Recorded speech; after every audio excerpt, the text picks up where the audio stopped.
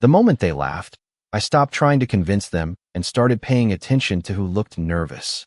My name is Patricia Bennett, and at 72 years old, I had learned that people reveal far more when they think they have already won. The family meeting took place on a warm Saturday afternoon in my son David's home just outside Phoenix.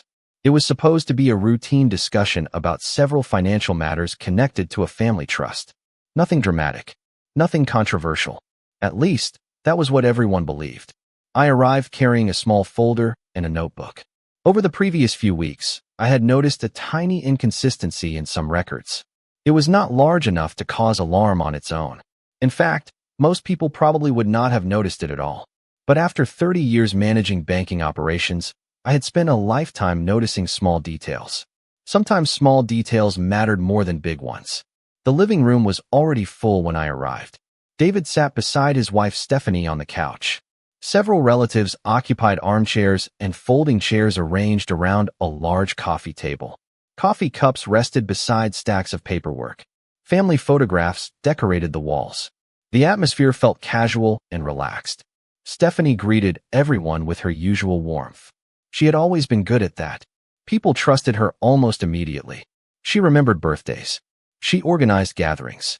She volunteered whenever someone needed help. If there was a problem in the family, Stephanie usually appeared to solve it. That reputation had become one of her greatest strengths. The meeting began shortly after lunch. Financial reports were reviewed.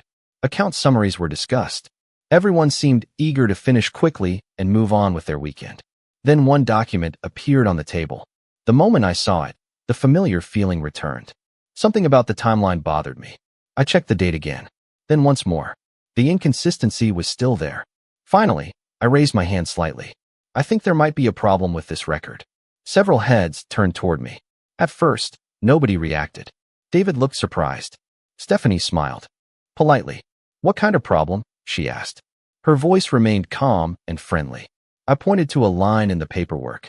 This date does not seem to match the sequence of events. For a moment, silence filled the room. Then one cousin laughed softly. Of course Patricia found something. A few people smiled. Another relative shook his head. You always spot mysteries the rest of us miss. More laughter followed. Not cruel laughter. The kind people use when they assume a concern is harmless. I tried again. I am serious. Stephanie leaned forward and glanced at the document. Then she smiled reassuringly. I remember that paperwork. Everything was reviewed months ago. The confidence in her voice immediately influenced the room. Several relatives nodded. One uncle laughed. Case closed. More smiles appeared. More amusement. The discussion started moving away from the issue before anyone actually examined it. I sat quietly and watched. Something strange happened then. While everyone else was laughing, I looked directly at Stephanie. Her smile remained in place. Her posture remained relaxed. Yet for the briefest moment, her eyes shifted toward the document and back again. It lasted less than a second. Most people would never have noticed it. But I did. And suddenly, I no longer cared about the laughter. Because if I was completely wrong, there was no reason for concern. Yet concern was exactly what I thought I saw. The meeting continued. People returned to discussing other matters. The moment passed for everyone else. But not for me. As relatives joked and moved on, I found myself studying Stephanie instead of the paperwork. And the more I watched her, the more certain I became that the document was not the only thing in that room that deserved a closer look. The meeting ended less than an hour later, but the laughter followed me all the way home. Not because it had been especially cruel, because it had been so effortless. Nobody needed evidence to dismiss my concern. Nobody asked questions. Nobody wanted to compare dates. The moment Stephanie assured everyone the paperwork had already been reviewed, the discussion was over. That should have bothered me. Instead, I found myself thinking about that brief flash of concern in her eyes. The more I replayed the moment, the harder it became to ignore. When I arrived home, I placed my folder on the kitchen table and made myself a cup of coffee. The Arizona sun was beginning to set, casting long shadows across the backyard. Normally, I would have turned on the television or called a friend. Instead, I reopened the paperwork. The same page, the same date, the same inconsistency. Nothing had changed. Yet somehow it felt more important now. Around 7 o'clock, my phone rang. It was Chloe. My granddaughter's voice sounded curious. Grandma, are you still thinking about the meeting? I laughed softly. Is it that obvious? A little. We talked for several minutes. Mostly ordinary things. School, work, plans for the weekend. Then Chloe lowered her voice slightly. Can I tell you something? I immediately recognized the tone. Of course. She hesitated. When everyone started laughing today, I was watching Mom. I looked out the kitchen window. What did you notice? Another pause. She looked relieved. The word caught me off guard. Not worried. Not annoyed. Relieved. Chloe continued. It was only for a second. But it was there. I thought back to the meeting. The laughter. The quick dismissal. The way the conversation moved on before anyone examined the document carefully. Suddenly, Chloe's observation felt important. Why were you watching her? I asked. Chloe sighed. Because I thought it was strange how fast everyone stopped listening. After we ended the call, I sat quietly for a long time. Outside, the neighborhood settled into evening. Porch lights flickered on. Cars pulled into driveways. Ordinary life continued. Yet my attention remained fixed on one question. If there was truly nothing wrong, why did Stephanie seem relieved when nobody investigated further?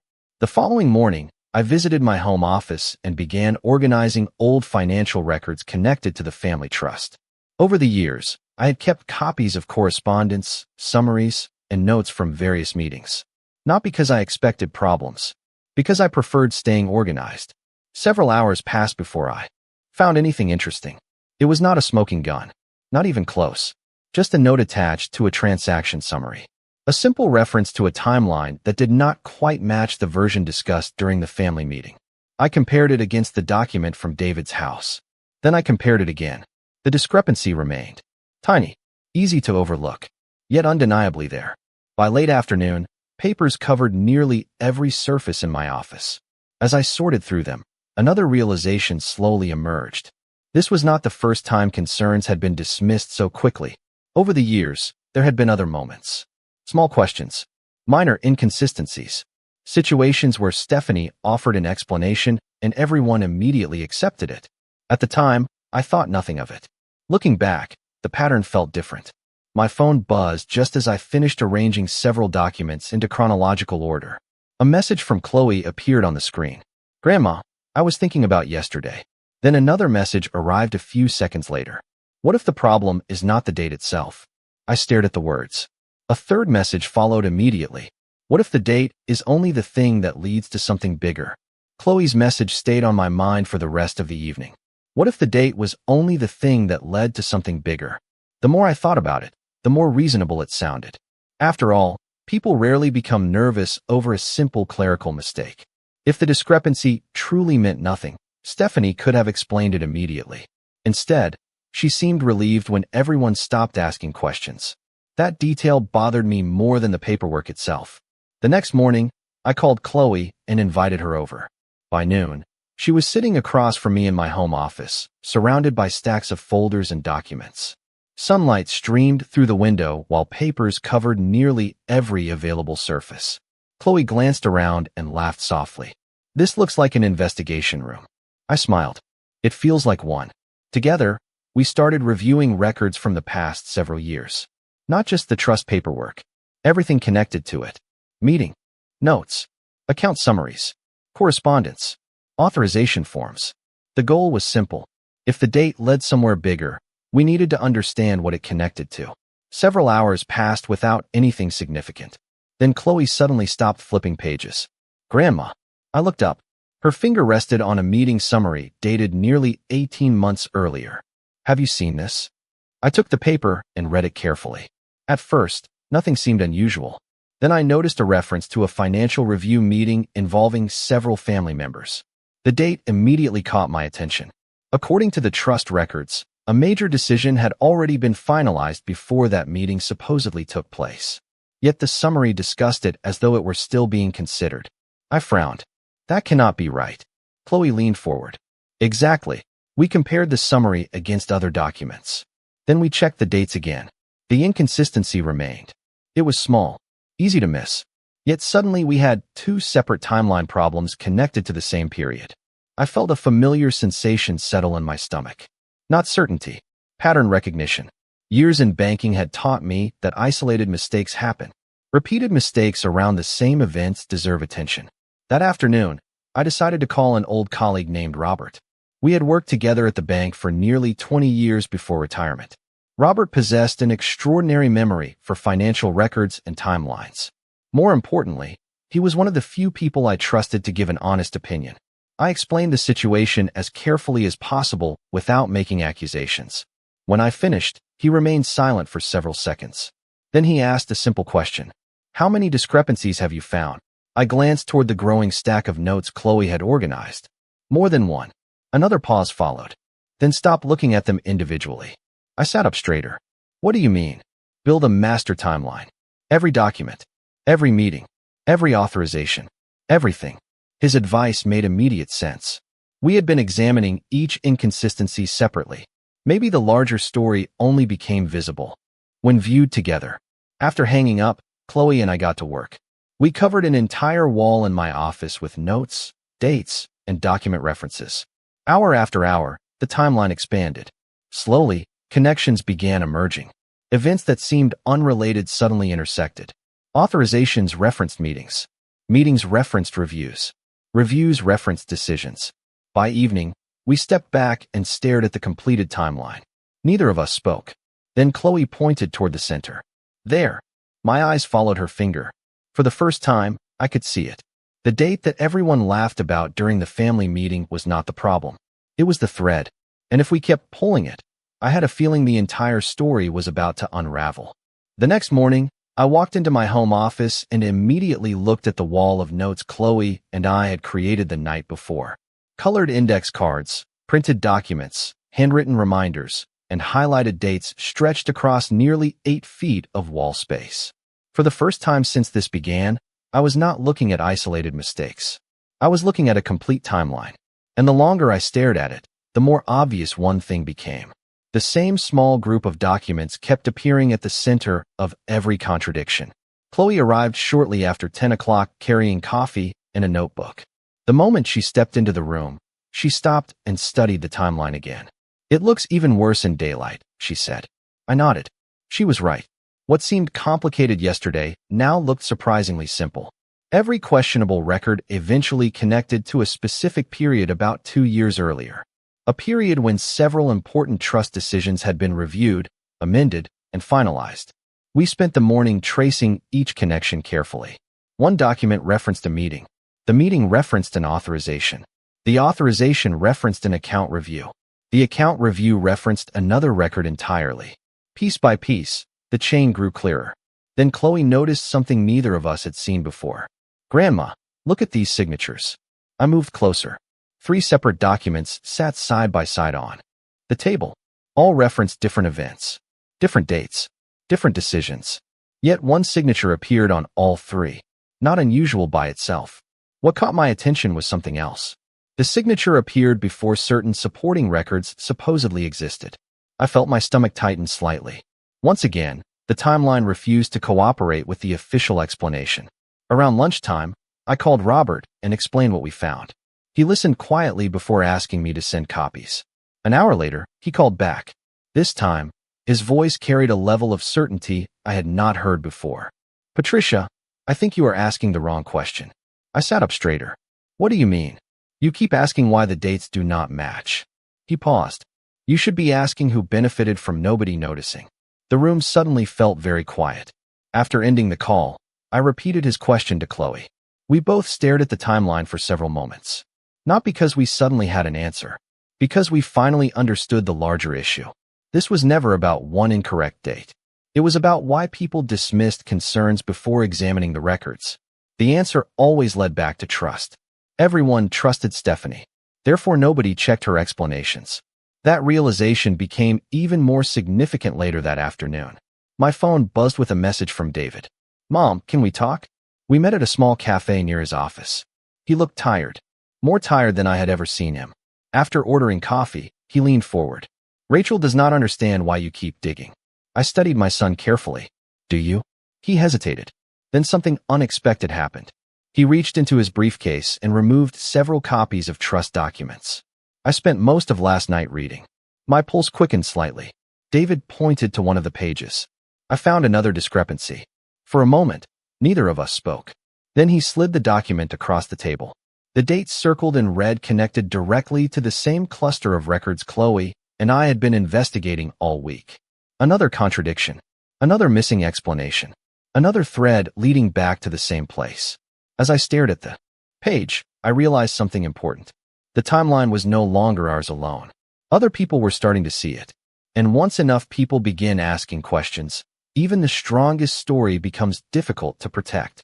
After meeting David at the cafe, I drove home with the new document resting on the passenger seat beside me. The late afternoon sun painted the Arizona landscape in shades of gold and orange, but my attention remained fixed on the dates circled in red. For weeks, I had been treated like an overly cautious old woman searching for problems that did not exist. Now my own son had found another inconsistency, without any help from me. That mattered, not because it proved I was right, because it meant the records were beginning to speak for themselves. When I arrived home, Chloe was already waiting on the front porch. The moment she saw my expression, she knew something had happened.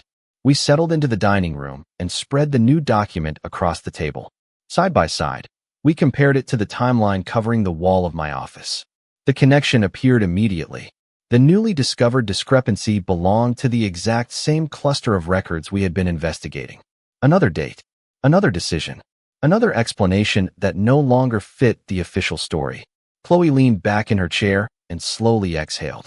This cannot be a coincidence anymore. I nodded. Deep down, I had reached that conclusion days earlier. Yet hearing someone else say it out loud carried a different weight. For the next several hours, we focused on one question.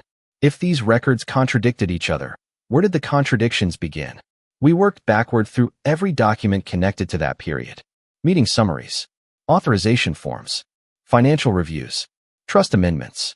The process was tedious, but years in banking had taught me patience. Records reveal their secrets slowly. Around 8 o'clock, Chloe suddenly froze. Her eyes remained fixed on a page neither of us had examined closely before. "Grandma." I looked up immediately. "What is it?" She turned the document toward me. It was a routine meeting summary from nearly 2 years earlier. Most of the page contained ordinary notes. Then I noticed a handwritten reference in the margin. The note mentioned a review packet that should have accompanied the meeting records. I frowned. Where is the packet? Chloe already knew the answer. We had searched those files repeatedly. No review packet existed anywhere in the records. For a moment, the room became very quiet. Then a realization struck me. Maybe we have been looking in the wrong place. The next morning, I called Andrew, a distant relative who had helped archive family records years earlier. After explaining what we were searching for, he paused. There might be another storage box. My pulse quickened. Another box. Old trust records. They were never fully sorted. Less than 2 hours later, Andrew arrived carrying a dusty cardboard container from a storage unit. We placed it on the dining room table and carefully opened it. Most of the contents appeared ordinary. Outdated statements. Duplicate correspondence. Miscellaneous paperwork. Then Chloe pulled out a thin manila folder wedged between two binders. The label on the tab immediately caught my attention. Review packet. None of us spoke. Slowly, I opened the folder. Inside sat several documents that should have been included in the official records all along. Meeting notes. Supporting summaries. Timeline references. The moment I reached the final page, my heart began beating faster. There, in plain black ink, sat a sequence of dates that directly contradicted the explanation everyone had accepted during the family meeting. Not partially. Completely. I looked up at Chloe. She was already staring at me. Neither of us needed to say anything. For the first time since this began, we were no longer dealing with missing information. We were holding the piece of evidence that connected every question, every inconsistency, and every nervous glance. And suddenly, I understood exactly why nobody wanted those documents examined too closely. For several seconds, none of us moved. The documents lay spread across the dining room table, while late afternoon sunlight filtered through the windows. Chloe stared at the final page. Andrew stared at it. I stared at it. The sequence of dates was simple enough for anyone to understand. That was what made it so powerful. The official explanation presented during the family meeting depended on a timeline that could not possibly be true if these records were accurate. And these records had been sitting inside a forgotten storage box the entire time. Finally, Andrew broke the silence. I do not understand why this packet was separated from the other files. Neither did I. At least, not yet. But one thing had become clear. The missing packet was not some minor supporting document. It contained the exact information people would have needed to ask difficult questions years ago. Chloe carefully placed the papers back into the folder. Her hands trembled slightly. What happens now? I looked down at the documents. The answer felt surprisingly obvious. Now people read them. The following morning, I called David and asked if he would stop by after work. His voice sounded cautious. Over the previous week, he had gone from dismissing my concerns to quietly reviewing records on his own. I suspected he already sensed where this was heading. When he arrived that evening, I did not say much. Instead, I placed the review packet in front of him. Then I waited. At first, he flipped through the pages casually. Then more slowly. Then very slowly. The room remained silent except for the sound of paper turning. I watched his expression shift as he moved through the timeline. Confusion, concentration, realization. Eventually, he reached the final page and stopped. For a long moment, he simply stared at it. "This changes everything," he said quietly. I nodded. "I know." David rubbed his forehead. Why was this never included in the meeting records? It was the same question we had all been asking. Unfortunately, none of us had an answer. Yet the more important issue was no longer why the packet disappeared. The more important issue was what it proved. 2 days later, David called another family meeting. This time, nobody laughed. The difference was noticeable before the meeting even started. Relatives arrived carrying questions instead of certainty. Conversations were quieter, more cautious.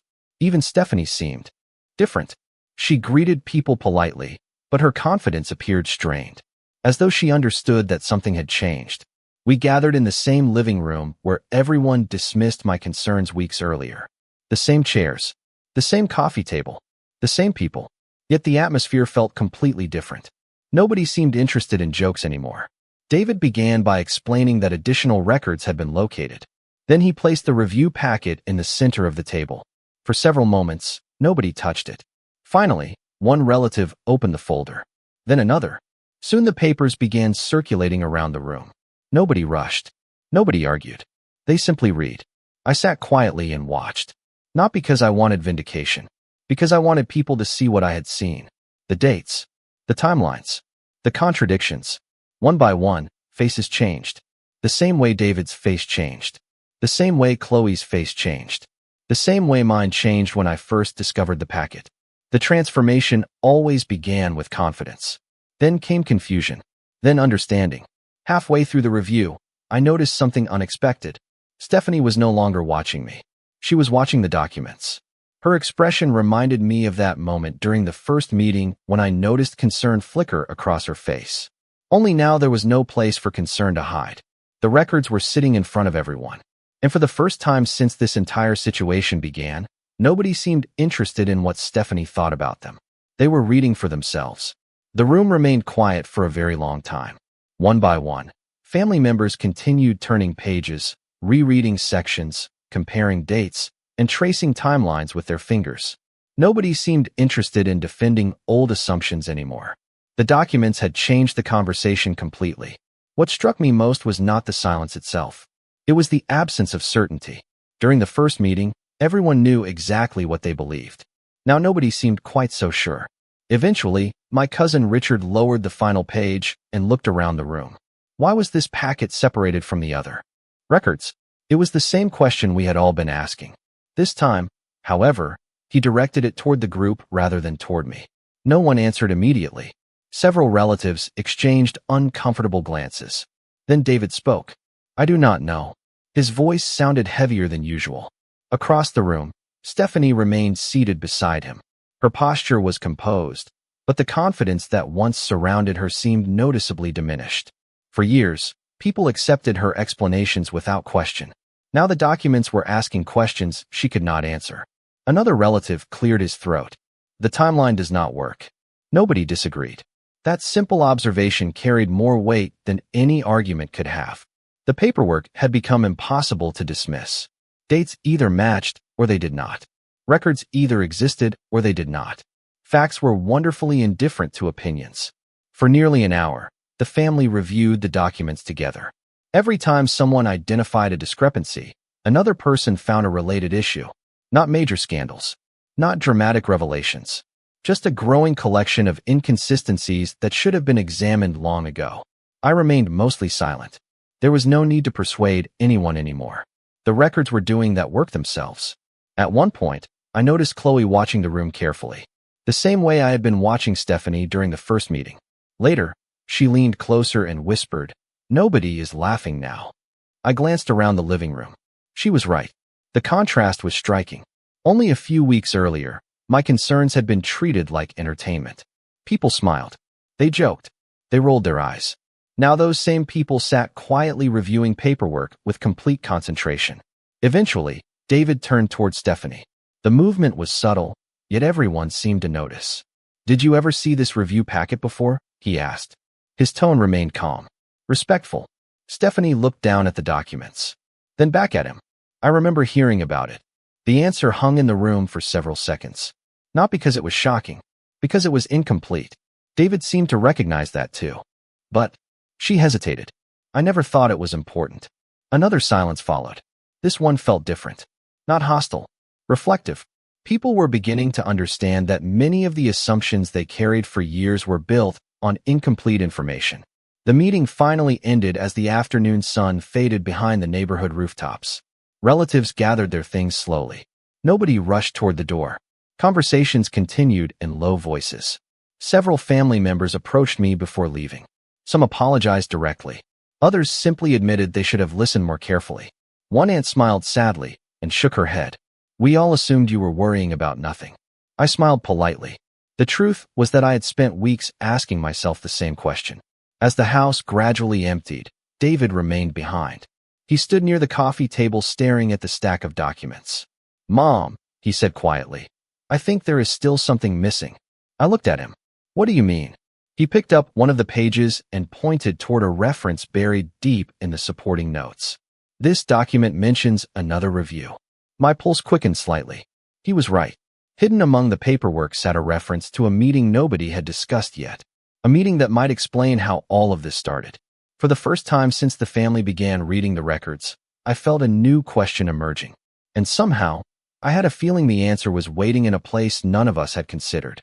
After everyone left that evening, David and I remained at the dining room table long after sunset. The stack of documents sat between us like a puzzle that was almost complete. Almost. The reference to the additional review meeting refused to leave my mind. We searched through the packet again, tracing every mention of it. The meeting appeared only twice. Once in a supporting note, once in a summary attachment. Yet there were no minutes, no attendance records, and no supporting documents attached to it. For a trust review involving significant decisions, that absence made no sense. "There has to be something else," David said quietly. I agreed. The next morning, Chloe joined us. Again, together, we reviewed every file we had collected over the previous 2 weeks. By noon, frustration began setting in. The meeting clearly existed. Multiple documents referenced it. Yet none contained enough information to explain what actually happened. Then Chloe noticed something small. Very small. A handwritten initials mark in the corner of one summary page. It looked insignificant. Just 2 letters beside a date. Most people would have ignored it. Chloe did not. "Who is this?" she asked. David leaned closer. His expression changed immediately. "That was Mr. Holloway." I looked at him. "Your uncle's attorney?" David nodded. Mr. Holloway had helped oversee portions of the trust review process before retiring several years earlier. The realization hit all 3 of us at the same time. If anyone knew what happened during that missing meeting, it might be him. 2 days later, we drove to a small retirement community on the edge of Scottsdale. Mr. Holloway greeted us warmly. Age had slowed him physically, but his memory remained remarkably sharp. After listening to our questions, he frowned thoughtfully. I remember that review. My pulse quickened immediately. David sat forward. "Do you remember why it is missing from the official packet?" Mr. Holloway stared out the window for several seconds before answering. "Because it was never supposed to be a separate meeting." None of us spoke. He continued. "The review was added later to clarify several timeline issues." Chloe and I exchanged a glance. Timeline issues. The exact phrase we had been chasing for weeks. Mr. Holloway slowly stood and walked toward a filing cabinet. A few moments later, he returned carrying a thin folder. I kept copies of unusual cases. My heart immediately began beating faster. Inside the folder sat several pages we had never seen before. Correspondence, notes, clarifications. Most importantly, a memorandum explaining why corrections had been requested after the original review. The memorandum did not accuse anyone of wrongdoing. It did not contain dramatic revelations. It did something far more important. It established a clear sequence of events, dates, decisions, revisions. Every discrepancy we discovered suddenly made sense. The timeline everyone accepted during the family meeting had omitted critical context. Context that completely changed how the records should be interpreted. Back at home that evening, David carefully organized the newly discovered documents beside the original packet. The complete story finally sat in front of us. Not assumptions, not theories, documentation, evidence, context. For several minutes, nobody spoke. Then David leaned back and shook his head slowly. If people had read all of this from the beginning, none of this would have happened. Chloe smiled faintly, but they did not. She was right. People trusted explanations instead of records, personalities instead of paperwork, assumptions instead of facts. The following weekend, another family gathering had already been scheduled. Originally, it was supposed to celebrate finalizing the trust matters. Now it would serve a different purpose. For the first time since this began, every document would be placed on the table. Every page, every timeline, every correction, and nobody would have to take my word for anything.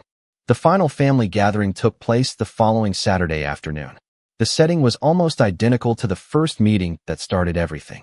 The same living room, the same relatives, the same coffee table at the center of the room. Yet the atmosphere could not have been more different. During the first meeting, people arrived with confidence. They believed they already understood the situation. This time, they arrived with questions. As relatives settled into their seats, nobody seemed interested in making jokes. Nobody smiled when paperwork appeared. The laughter that once filled the room had disappeared completely. David stood near the coffee table and carefully arranged every document in chronological order. The original records, the missing review packet, the attorney's memorandum, the supporting notes. Every piece of the puzzle sat in plain view. There would be no speeches, no dramatic accusations, only documents. One by one, family members began reading. Some compared timelines. Others reviewed correspondence. Several reread the attorney's memorandum multiple times. The room remained remarkably quiet.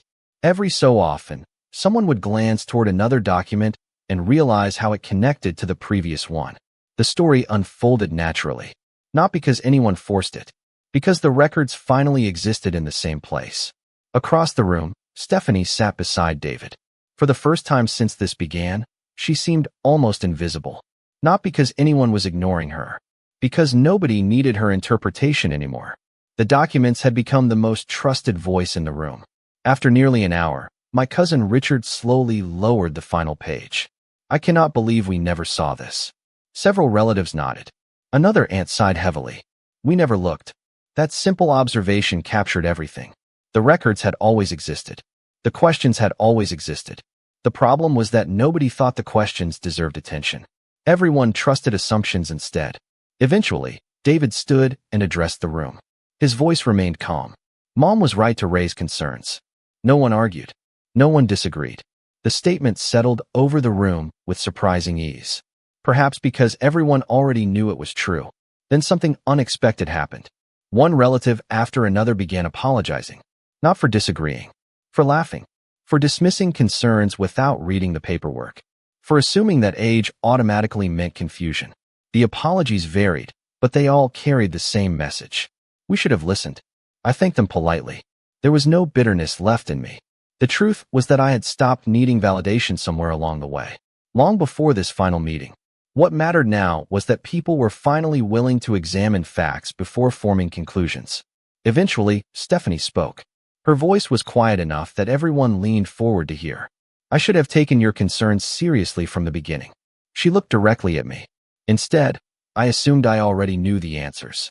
The room fell silent again. This time, however, the silence felt different. Not uncomfortable. Honest. I studied her expression carefully. For once, there was no attempt to persuade anyone. No effort to manage perceptions. Just sincerity. I nodded slowly. Thank you. There was nothing else that needed to be said. The documents had already spoken. As the gathering ended, relatives lingered longer than usual. Small groups formed throughout the house. People discussed timelines, records, and lessons learned. The conversation had shifted from blame to understanding. Later that afternoon, I stepped outside onto the front porch. The Arizona sun hung low in the sky, casting long shadows across the neighborhood. Behind me, I could still hear family members talking inside. Yet for the first time in weeks, the sound brought me peace instead of tension. Chloe joined me a few minutes later. She smiled and leaned against the railing. "You know what I find funny?" she asked. "What?" Her smile widened. "The documents never changed. Only the people reading them did." I laughed softly. She was right. The records had been telling the same story from the very beginning. The difference was that someone finally chose to listen. As I looked out across the quiet street, I realized the greatest victory was not being proven right. It was knowing that I trusted my instincts when everyone else doubted them. My family laughed at my concerns. Not for long. The moment they finally read the documents, the truth no longer needed my voice.